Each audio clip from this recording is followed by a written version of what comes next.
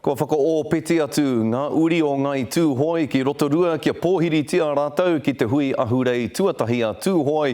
Arā kia tū ki waho i te rohe o te iwi o tūhoi me whakawhiti atu tātou ki te papa e hui nei a ngai tūhoi i tēnei wā kai reira hoki. Te uri o te kohu e mahi ana mā te karere a te o kiwa McLean. Te o kiwa kai a koe ngā whakamārama kōrero hia mai. Te mana hau o tira, tēnā koutou katoa e te iwi e mātakitaki mai nā i o koutou kai ngā maha. Ai rā koe nei te hui ahurei a ngai tūhoi a kua tīmata tonu. Kātahi anō te iwi o ngai tūhoi ka pōhiri tia ki runga i tēnei o a mātou marae o mātātua ki Rotorua.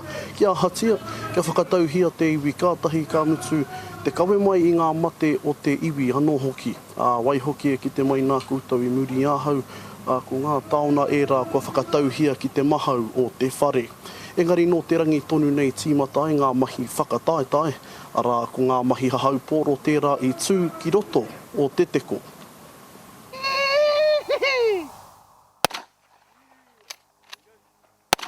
Ko te oka o te pūteka i wāhi i ngā mahi hahau pōro, I te hui ahurei, anga i tūhoi. Certainly a lot of our pakake here, but a lot of our tamariki here at the same time. And for me, that's a really, to have our young ones here, that's what it's about. We enjoy each other's company tonight.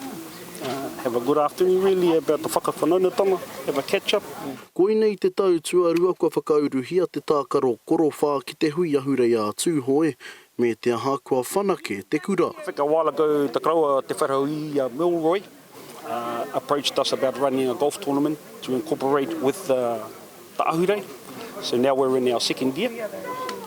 First year we had 80 people, 70 people in a pouring down day. Today we've got 80 people as of last night. Right now, right here, 110 people. And it's just getting a lot bigger. Ko Zane Rangi hika te toa whakaihuaka o tēnei tākaro, kua waihape mai ia ki te komo i tana taonga. Try to come back and defend.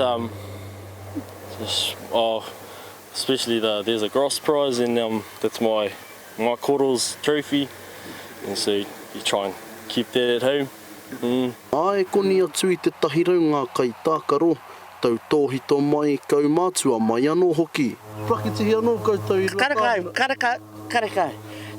On the day, that's how we do it. Pera te kapahaka o nā crossings. Tai rawa ki te huna mā tātahi.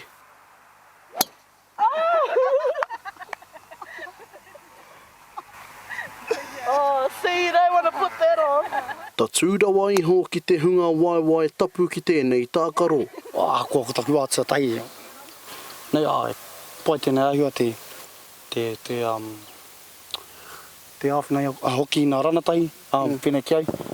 Hāri te māna kau anō oi tēnei kēmu. Hei te ahiahi tonu nei ki te ai ko waika hua ko waika tohu, engari te oti ngātu ko te mate aone kē, te iho o te kaupapa. Nō reire, te o kiwa, hea ngā whakaritenga ki te ahurei moa popo. Ai, Scotty, hei te whitu o ngā haura I te ataunga pōpō ka pōhiri tia te iwi o ngai tūhoi. E te iwi o te arawa ki runga I te wāhi e ki anei ko te kaitau o Rangipare ara ko International Stadium tērā. Kātahi, kārua, ka tīmata tonu ngā mahi haka hei te waru karakai te ataua pōpō. Ka mutu kia mōhio mai tātou e te iwi. Ka rea no tēnei o ngā hui ahurei kia tūkiroto te arawa mai anō I tōna oropo hanga I te tau. Whitu te kaumātahi. Nō reira e Scotty, tōna tikanga me tai mai koe ki tō tāua hui ahurei e hoa. Ka tai atu au e hoa, ka tai atu au. Mihi ana ki a koe te o kiwa I e nā whakamārama. Kia ora rā, ka ki te a koe hei ngā rā e tū mai nei.